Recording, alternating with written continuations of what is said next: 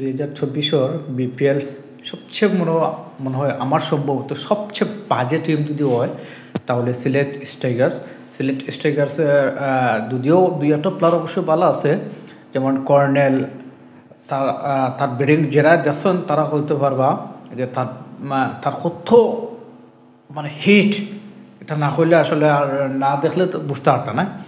তো আপনারা খেলাটা দেখবা, সিলেটের খেলাটা দেখবা, যদিও এখানেও 3-4টা প্লেয়ার খুবই পালা, যেমন এখানেও আছে সবচেয়ে কিছু গত কদিন আগে যে ওয়েস্ট ইন্ডিজের লগে T20 খেলা হয়েছিল, ওয়ানডে খেলা হয়েছিল, আপনারা দেখুন জাকির আলী অনেক অসাধারণ ব্যাটিং করছে।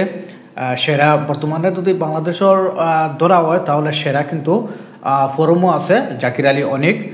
আর যদিও বলার দিক দিয়ে দেখুন তাহলে তানজিম হাসান সাকিব, এই দুইটা কথা কিন্তু বারবার হওয়া লাগে, কারণ বর্তমানে T20 লাগে তারা কিন্তু বালাটা ফর্মেট আছে, বালাটা পজিশন আছে, বালাটা ফর্মে আছে। যদি আমরা দৈনিক দিকে চাই এটা আমরা বুঝতে পারবা।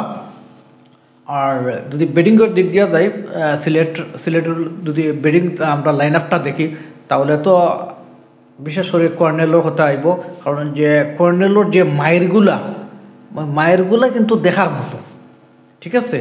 এই মায়েরগুলা কিন্তু দেখার মতো, এই মায়েরগুলার লাগে অনেকে কিন্তু খেলা দেখব। কর্নেলের যে শটগুলা অত্যন্ত কিন্তু মানে আমার কাছে খুব ভালো লাগে। তো আপনারা কিন্তু খেলা দেখবা সিলেটের।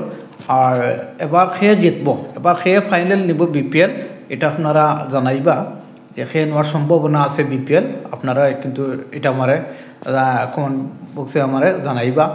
আর কিতা খবর, আপনারা তো আছেন সব ভালো। আর এখন একটা খেলা চলে, এটা আবুধাবি দুবাই একটা লিগ চলে, এটা খেলা দেখলাম আমি বইয়া। তো এটা কিন্তু খুব মানে খুবই দুলাই চলের খেলাত। তার ওকে, আল্লাহ।